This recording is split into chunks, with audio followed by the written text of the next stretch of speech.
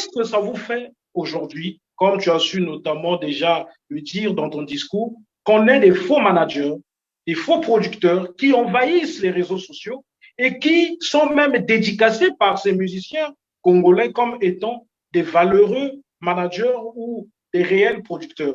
Ça me fait très mal. Le monde musical congolais est bourré des ignorants. J'ai été estomaqué dernièrement, je pense que tu l'avais envoyé en privé, où on a vu un chef d'orchestre, on ne va pas citer son nom, ce n'est pas si important que ça, appeler un manager mon chef. C'est l'hôpital qui se moque de la charité. Est-ce qu'un manager ne peut pas être considéré comme un boss aux yeux d'un musicien? Ah non, comment ça? Le manager, je prends les choses très simples. Tu m'as vu à Rennes, n'est-ce pas? Le jour que tu es monté sur ma voiture. Oui, imagine, par exemple, cette voiture-là, je vais la vendre. Imagine, par exemple, cette voiture, si je vais la vendre, je vais chercher un démarcheur, par exemple, pour vendre ma voiture, n'est-ce pas?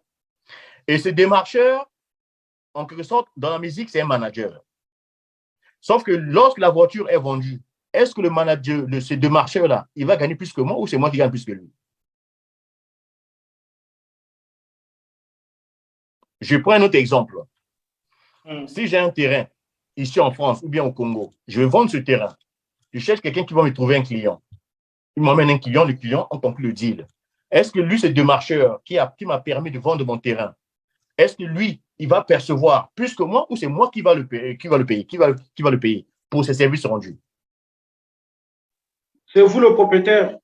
Évidemment, le manager n'a que 10%. Donc, si on donne 100 000 francs à un artiste, le manager, c'est 10 000. Si on donne 10 000 à un artiste, le manager n'a que 1 000 francs. Mais cette ignorance-là, est-ce que ce n'est pas encouragé quelque part par vous-même, les vrais producteurs, les vrais managers? Vous êtes dans le mutisme, vous laissez faire que ces gens qui sont des menteurs, qui ne sont pas des managers réellement confirmés, qui sont des improvisés, puissent s'imposer. Si c'est pour reprendre ta question, tu as compris que depuis que je décidais de passer sur les chaînes TV, dis la vérité, je suis dorénavant victime de toutes les attaques, tout azimut. Mais parce que les gens ne veulent pas que je dise la vérité. Parce que Serge Office, j'avais opté pour organiser un méga concert à Brazzaville cette année. Mais ce dit concert a été reporté, s'inédit, au profit de la tournée médiatique que je vais organiser à Kinshasa, à Brazzaville et à Pointe-Noire. Parce que j'ai constaté que jusqu'à ce jour, il y a beaucoup d'artistes qui ignorent encore, qui ne savent pas faire la dichotomie entre un producteur et un manager. Les gens, souvent, ils confondent. Ils ne savent pas qui est producteur, qui est manager. Mais il y a une question que j'aimerais aussi vous poser, M. Serge Office.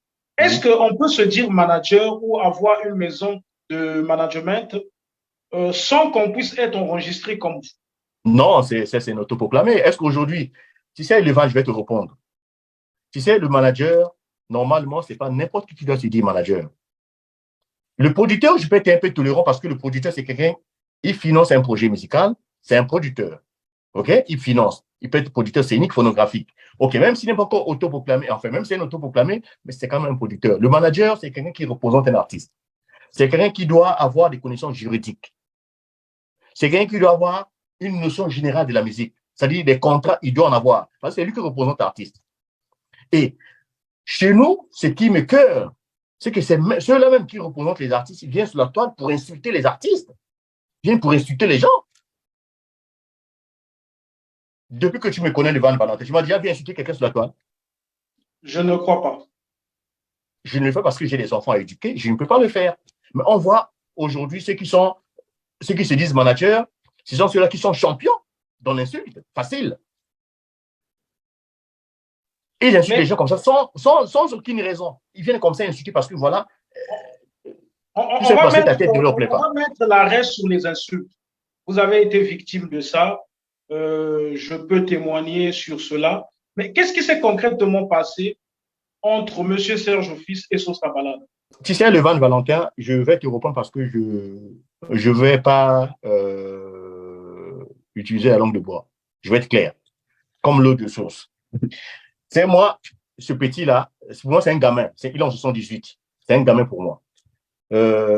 C'est quelqu'un, il est venu dans la musique pour se faire un nom, gratuitement. Il s'est autoproclamé manager. Mais jusqu'à aujourd'hui, on n'a pas vu son certificat en management. Il s'est autoproclamé manager. Depuis qu'il s'est dit manager, jusqu'à aujourd'hui, il n'a aucune œuvre qui peut présenter aux Congolais. Depuis que je le connais, qu'est-ce que moi, je n'ai pas encore fait? J'ai fait condition, j'ai fait reviens-moi, j'ai fait déception, j'ai fait le meilleur ami de l'homme, j'ai fait réalité, j'ai fait Abedachou, j'ai fait Woro Woro. 7 chansons que j'ai réalisées depuis qu'il me connaît. Lui, qu'est-ce qu'il a déjà fait en retour? Tout ce qu'il fait, c'est aller donc, de gauche à droite, parler de moi. Oh non, Dodé, là, c'est Serge Office.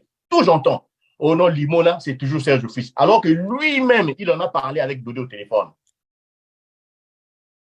Tu vois un peu? Mais non, revenons sur Biblac. Moi, je ne le connaissais pas. Honnêtement, je ne le connaissais pas. Marina, la déesse, que tu connais très bien, une fois, m'a contacté pour une éventuelle production musicale. Il m'a dit, non, mais moi, je suis quand même un grand qui est là-bas en Europe. Tu peux aussi m'aider pour que la chanson soit diffusée sur Biblac. Il dit, Kiro, il a cité le nom du petit là. Je ne vais pas citer parce que si je dis son nom, je vais lui donner de la valeur. Il a cité le nom du petit que tu venais de citer. Il dit, ah, c'est comme ça, bon. Étant donné qu'il était dans un groupe et que moi, à l'époque, j'étais en train de promotionner pour condition, il me dit Il que faut non, mais. préciser, groupe WhatsApp dont vous êtes le gérant, qui Évidemment. a plusieurs adhérents. Tout à fait. Dans mon groupe WhatsApp, il commençait à. Chaque fois quand je faisais une publication, il commençait à liker, à commenter. Bon, voilà. Ça fait en sorte qu'on soit un peu plus proche. Et là, il me dit que non, mais pour ta chanson, moi, je connais des chaînes en Belgique, même en France ici, où je peux diffuser ta chanson. Je dis, ah, c'est comme ça, ok. On fait comment? Oh non, tu viens me chercher. Je demande ma voiture à Nantes. Je quitte Nantes, je viens de chercher à Rennes. Il n'habite même pas Rennes, en banlieue de Rennes. En banlieue, je connais même chez lui. Il habite en banlieue de Rennes. Donc, je viens là, j'arrête ma voiture au pied de son immeuble. Il habite dans un HLM. Donc, habitation à loyer modéré. Il descend de son immeuble, il rentre dans ma voiture. On se dirige vers Paris. Pendant le trajet, que ce soit le carburant, que ce soit le péage, tout c'est moi qui paye. Il n'a contribué à zéro. On arrive devant Biblac, il me dit non, donne-moi l'argent. J'ai dit, oh, mais toi, tu m'as dit que je payais 500 € pour le passage sur Biblac. Oh oui, mais sauf que le gars, normalement, il demande plus. Si tu rentres avec moi là-bas, s'il voit que c'est toi, il va demander plus. Donne-moi 500 €. Derrière la porte, je lui donne 500 €, 5 billets de 100 €, 100 €. Il prend les 500 €. Dès qu'on rentre sur Biblac, dans le bureau de Biblac, il prend le gars, il amène le gars dans une autre pièce. Au lieu de donner l'argent devant moi, il amène le gars dans une autre pièce. Et tout ce qui s'est dit là-bas, je ne suis au courant de rien. Et il vient encore, il sort de là, et c'est lui qui fait le zoom. Alors qu'en temps normal, c'est moi le producteur de la chanson, c'est moi qui paye pour le passer sur Biblac. En vertu de quoi, lui va maintenant faire un zoom passer sur Biblac. Parler de Saka, parler de Lévisson, en vertu de quoi? Parce qu'il voulait se faire un nom. Donc, il m'a utilisé pour qu'il passe sur Biblac. Et moi, je ne le savais pas, parce que tu verras même que lors de notre passage sur Biblac, moi, je ne suis pas passé. Hein. Je ne suis pas sorti sur les images qui ont été prises là-bas, en dehors des photos, des simples photos. C'est lui qui était sur le Zoom en question. Il passait, quand le clip passait, c'est lui qui passait. En fait, il m'avait emmené pour sa propre visibilité. Moi, j'ai payé l'aller, j'ai payé le retour, les carburants, le péage. Et en plus, tu te rappelles après, nous sommes allés manger quelque part. Et c'est toujours moi qui payais. Il n'avait dépensé aucun franc. Et je lui dépose au pied de son immeuble. Il ne m'a même pas fait monter. Je connais juste son immeuble là où je l'ai déposé, devant l'immeuble HLM. Et à l'époque, il n'avait pas de voiture, c'est inquiétant. Je l'ai déposé devant son immeuble et moi, je suis parti. Et la chanson commençait à passer. Et moi, j'ai payé, il m'a utilisé. En fait, il m'a utilisé pour sa propre visibilité parce que je paye pour que lui passe sur Biblac. Hein? Il passe sur le Zoom. Et il m'a utilisé aussi pour aller à Paris. Donc, l'aller-retour, le carburant, le péage, tout, c'est moi qui payais. Et même aller manger après la télé, même pour aller manger. C'est pas fini. Hein? Tu sais qui m'a amené à Fougères, voir l'autre, la fille albinos, là. Celle qui était chez Doudou, la danseuse, là. Comment tu l'appelles Monica, hein? Comment tu l'appelles Monica. Il m'a amené à Fougères, on arrive là-bas, il me laisse toujours dans la voiture, il monte seul. Tu sais que Fougères, c'est loin. Tout ça, il m'a encore utilisé. C'est toujours moi qui paye le carburant de péage. Tu vois? Donc, et après, quelqu'un comme ça, là, mais maintenant, quand la chanson Reviens-moi sort, il n'a pas été dédicacé. Il commence à faire la boude. Il ne m'a pas dit ça directement, mais il a dit ça à quelqu'un qui a non, c'est aussi un de mes petits. Oh non, il voulait qu'il soit dédicacé dans la chanson de Reviens-moi. Moi, j'ai dit, mais ça va être d'accord. Moi, je l'ai rencontré, quand je t'ai connu, la chanson a été déjà enregistrée à Pointe-Noire. Tu comprends? Mais la chanson n'a pas encore été clippée, mais elle a déjà été enregistrée à Pointe-Noire. Il restait juste le clip. On ne pouvait pas, oh non, il fallait repartir au studio, payer les frais du studio pour mettre ma dédicace. Bon. Mais Lévan, moi, j'ai commencé à aider les musiciens. Je me fous éperdument des dédicaces. Doudou Kopa de Mi à mort. Moi, je l'ai soutenu depuis quand il a quitté les groupes sans musique. Plus de 10 ans, j'ai soutenu Doudou Kopa. Tu sais combien de dédicaces j'ai reçu de Doudou Kopa? À peine 2. Nazo Bangate et puis Pondu à Nimbondo. Mais alors que je l'ai soutenu Doudou Kopa, qu'est-ce que je n'ai pas donné à Doudou Kopa? Qu'est-ce que je n'ai pas donné à Doudou Kopa?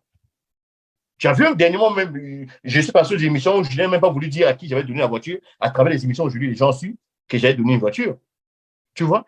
Roga, je l'ai soutenu pour son stade Massabadeba, tu as vu? J'ai envoyé 2 coasters à Barza, à Roga de Sète. J'ai envoyé 2 coasters. Tu n'as pas seulement envoyé les coasters et tu as acheté des billets. Oui. Et puis j'ai fait monter les banderoles, les t-shirts. Mais est-ce que j'ai été dédicacé? Est-ce que j'ai fait des points à Roga? Moi, j'ai dit à Roga, tu es mon frère. Moi, je ne soutiens pas pour une dédicace. Que je me fasse une dédicace ou pas, je suis et je resterai toujours ses offices. Je suis un producteur. Si aujourd'hui, je veux qu'un artiste puisse chanter pour moi ou me dédicacer, je peux user de mon argent pour le faire. Et toi, je t'aide en tant que frère. Pas pour un intérêt quelconque. Donc, si je comprends bien, il n'y a simplement eu aucun problème entre vous deux. Moi, je n'ai pas eu de problème avec lui. C'est lui qui commençait à m'insulter, tout ça. Tu m'as déjà vu, je n'ai pas riposté. Quand il a commencé à m'insulter, c'est là où je l'ai porté plainte. Parce qu'il commençait à dénigrer, à parler. Oui, parce que je devais arriver là. Il y a eu la plainte, il y a eu même les faux comptes que ce monsieur utilise qui ont commencé à t'insulter. Pourquoi vous êtes arrivé à la plainte? Est-ce qu'il n'y avait pas d'autre voie de dialogue? Mais parce que déjà, lui, en temps normal, ce qu'il fait, c'est un gamin, c'est en 78, c'est un gamin. Par rapport à moi, c'est un gamin. Mais il est conscient de ce qu'il fait. Lorsqu'il commence à insulter, à proférer des mensonges sur moi, je n'habite pas dans un HLM. Moi, ça fait depuis 2000, j'habite en Europe. Depuis 2000. Je n'ai jamais. En fait, ce n'est pas pour se moquer de ceux qui habitent dans les HLM. Que ce soit en Autriche, que ce soit en France, je n'ai jamais vécu dans un HLM. Moi, j'habite toujours dans les résidences privées. Donc, il commençait à mentir sur moi, dit des faussetés que j'habite dans un HLM. Moi, je n'habite pas dans un HLM. Et puis, ça dit, même se moquer de moi, que je n'ai rien du tout. Mais je n'ai rien du tout, mais aujourd'hui, je n'ai pas besoin de montrer que j'ai l'argent. Moi, avec les petites sommes que je gagne, je suis en train de faire mes preuves. Je suis allé au Congo en 2022, en octobre 2022. J'ai pu acheter 2 terrains. Là, je vais retourner, là, c'est pour aller construire. Tu verras, je vais t'envoyer les images, tu verras. Je confirme que vous êtes au Congo, vous êtes passé même dans les médias. Évidemment, non seulement je suis allé acheter 2 terrains, mais j'ai payé 19 émissions où je suis passé. Et là, je retourne, je vais passer aux émissions à Kinshasa, à Brazza et à Pointe-Noire. Ça, c'est officieusement, je suis en train de construire. Là, je vais pour commencer les travaux de la construction de chez moi. À Kintélé, non loin du stade de Kintélé. Et si tout va bien, je vais aussi acheter à Pointe-Noire en partant là, si tout va bien. Alors, ici, on va simplement briser les tabous, hein, parce qu'on va tout dire ici. Oui. Qu'est-ce qui se passe entre Molière Bérangère et Serge Office? Bon, Molière aussi, c'est un cadet. Lui, il est en 76. Je mets toutes mes dates de naissance. Lui, c'est un cadet aussi. Il est en 76. Moi, je n'ai pas de problème avec lui. C'est que, tu sais, que ce soit Molière, que ce soit les Sosa, c'est les gens, quand ils viennent sur le groupe WhatsApp, ils viennent pour le match vu, se faire voir. Comme des gens opulents, tu vois, non? Mais non, lorsque tu fais tes preuves, comme Serge Office, il fait ses preuves, étant donné qu'eux ne font rien, ça leur emmerde. D'où ils passent par les petits pics, ils passent par les petits pour m'atteindre. Mais en temps normal, ce Molière-là que tu as cité et moi, je n'ai pas de problème avec lui. Mais sauf que lui s'est servi des petits pour m'attaquer. Des Des petits petits mendiants que comme tu vois sur qui? les groupes Comme WhatsApp. Chinois Tchèque. Voilà. Tu vois, les Chinois, les anneaux pétrole, tout cela, il s'est servi de ces petits-là pour m'attaquer. Parce que c'est que lui-même, il me vaut pas, il le sait très bien. Moi, j'ai organisé le premier concert du Copéché à Nantes.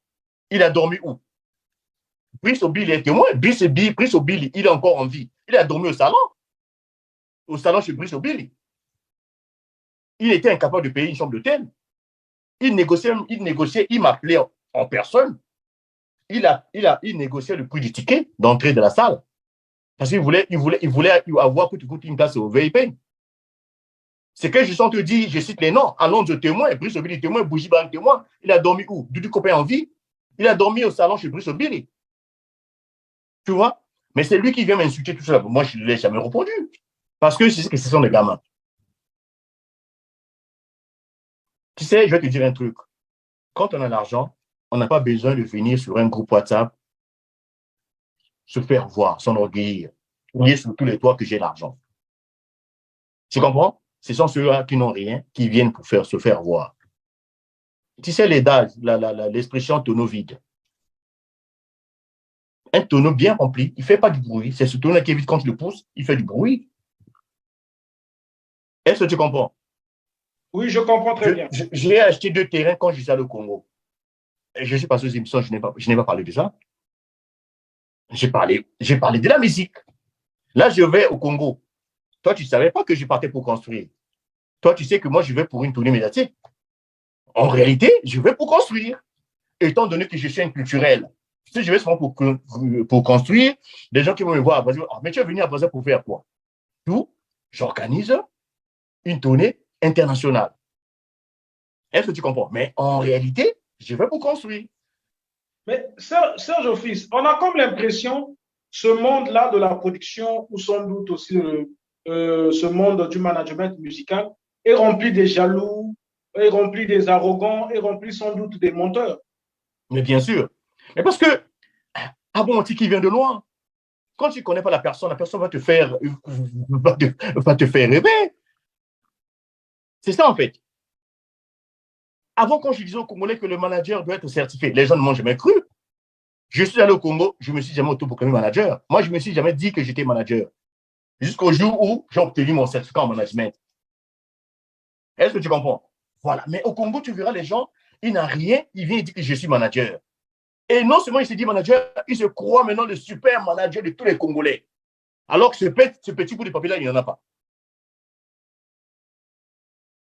Maintenant, toi, quand tu viens, tu as un papier comme ça, comme étant manager.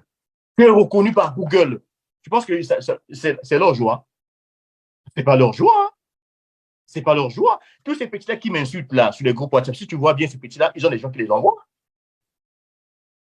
Mais ce sont ces gens-là, vu que Serge Fils leur dérange, je ne dis pas mon travail, je ne dis pas ma façon de faire. Parce qu'aujourd'hui, tu n'es pas censé l'ignorer, que mes choses passent partout. Que ce soit Brazzaville, Pointe-Noire, Kinshasa, Cameroun, les traces, ça passe. Tu vois un peu? Mais non, ceux-là qui se disent, oh, je suis intelligent, ils ont déjà fait. En plus, je fais ça avec mon propre argent de poche. Je n'ai pas été mendié chez un dignitaire du pouvoir ou chez qui que ce soit pour que je puisse produire les artistes. Tout ce que je fais, c'est la sueur de mon front. Je suis allé au Congo, j'ai fait mes émissions, j'ai acheté mes terrains. C'est avec la sueur de mon front. C'est-à-dire, je suis un salarié en France. Chaque fin du mois, on me paye. Et à travers mon petit salaire, j'essaie de m'organiser. Votre maison, Serge Fils, est reconnue en France. Reconnue en France, légalement reconnue, certifiée et reconnue. C'est une maison qui n'est pas dans la fausseté. Mais aujourd'hui, on est confronté à des maisons du dissible, c'est-à-dire que le nom est bel et bien existentiel, mais dans le fond, il n'y a pas la légalité. Qu'est-ce que ça vous fait? Mais ça ne peut que me faire mal parce que moi, déjà suivre une formation en management, j'ai payé 954 euros. Et je suis obligé chaque 3 mois de déclarer mes revenus auprès des impôts et des finances publiques françaises, ici, là. Maintenant, quand je vois les gens qui se disent producteurs, qui ne payent pas comme moi je fais, en fait, qui ne font pas des démarches que je suis en train de faire, mais je ne peux pas être content. Et surtout que ceux-là, non seulement ils s'autoproclament, en plus, ils viennent pour nous salir. Parce qu'on voit aujourd'hui, on le sait tous, les managers qu'on est, ce sont les gens qui viennent insulter les gens sur les groupes WhatsApp. C'est les champions aux injures faciles. C'est parce qu'ils ne peuvent pas, tenir une discussion normale. La colère, c'est l'âme des faibles. Au-delà, ils ne peuvent pas tenir une discussion, comme vous êtes en train de le dire. On constate simplement qu'ils ne peuvent pas aussi fournir les preuves tangibles que vous êtes en train d'étaler ici. Serge Office, aujourd'hui, si je décède, je reste dans l'histoire. Google m'a reconnu, je suis là-bas. Les papiers là, je peux les perdre. Mais ça reste dans Google. Pendant qu'on parle, là, si quelqu'un au Japon, il tape Serge Office, je sors. Si quelqu'un est en Australie, je sors. Google, ce n'est pas européen, c'est américain. Moi, j'habite en France. Je n'ai jamais été aux États-Unis. Mais les États-Unis reconnaissent Serge Office via Google. Ce n'est pas un truc où je suis allé à Château-Rouge. Où je suis allé au marché de Poto-Poto. On a fait un papier. Je dis, Levan, je suis manager. Non. Chez moi, tu sais très bien. Formal, si tu veux, de toute façon, tu connais. Je peux même te donner le téléphone de mon école, le centre de formation où je suis cette formation-là. Tu vas appeler.